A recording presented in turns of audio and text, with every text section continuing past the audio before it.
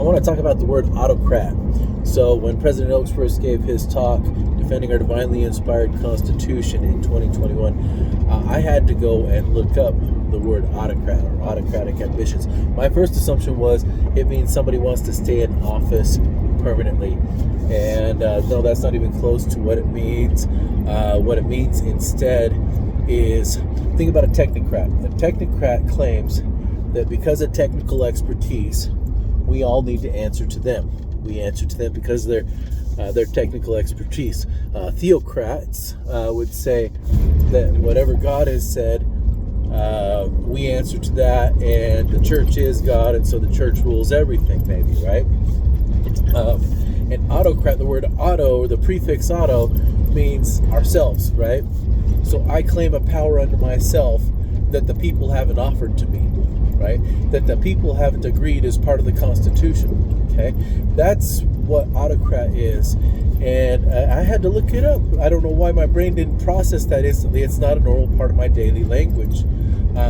It wasn't, I should say, back then. At this point, it has been for quite a while, because I soon became obsessed with, not obsessed, but I've always felt this call to study the Constitution more. Like there was something serious about that.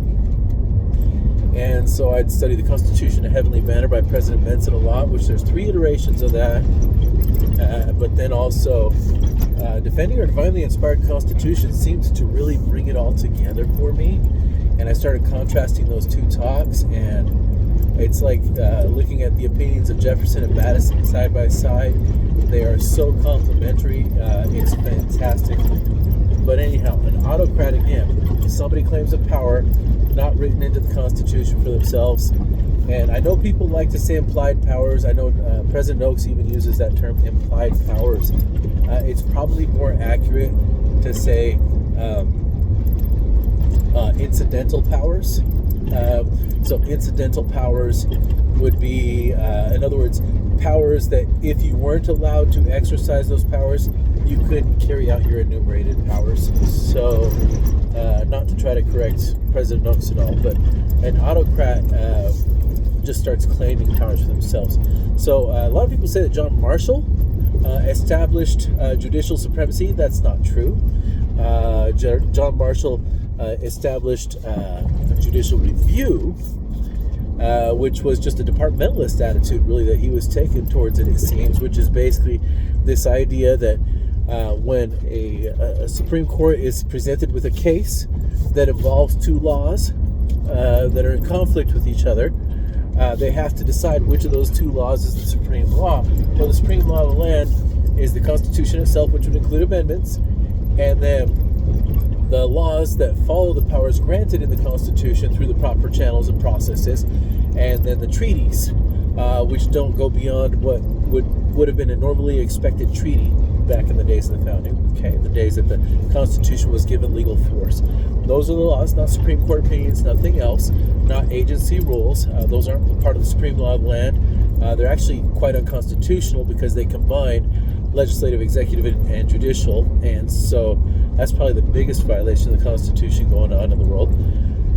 But anyhow, if somebody claims that judicial opinion, Supreme Court's opinion, is the supreme law of the land, like they did in Cooper v. Aaron, what they're doing is they're creating a law that is repugnant to the Constitution, or in direct conflict with the Constitution, because the Constitution requires the oaths of office be to the written Constitution, the actual words on paper, the actual signed document, the actual agreed to document.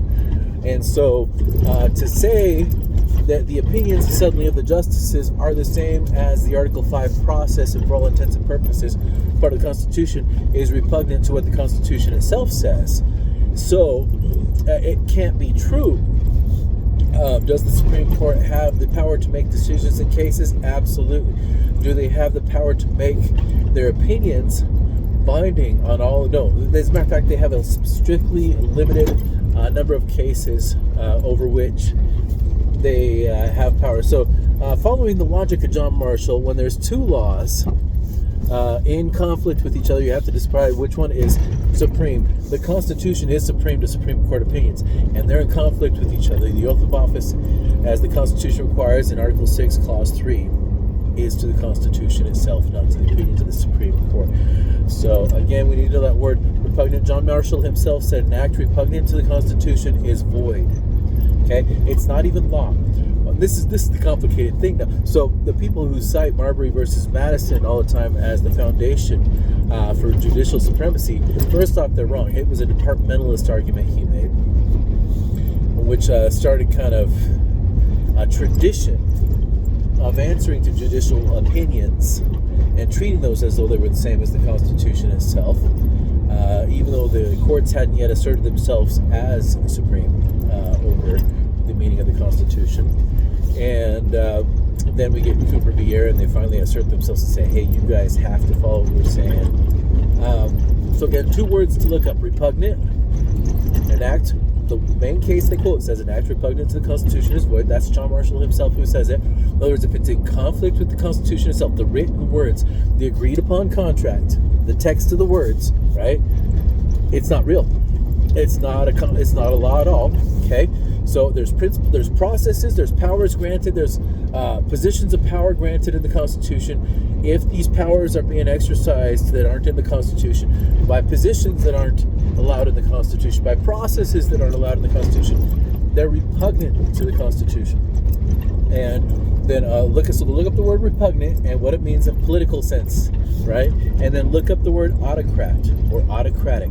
Autocratic means taking unto yourself power that's not granted in your position and saying, I'm going to take it anyhow, and everybody's beholden to the way I exercise this power. So again, autocrat and repugnant, look those words up.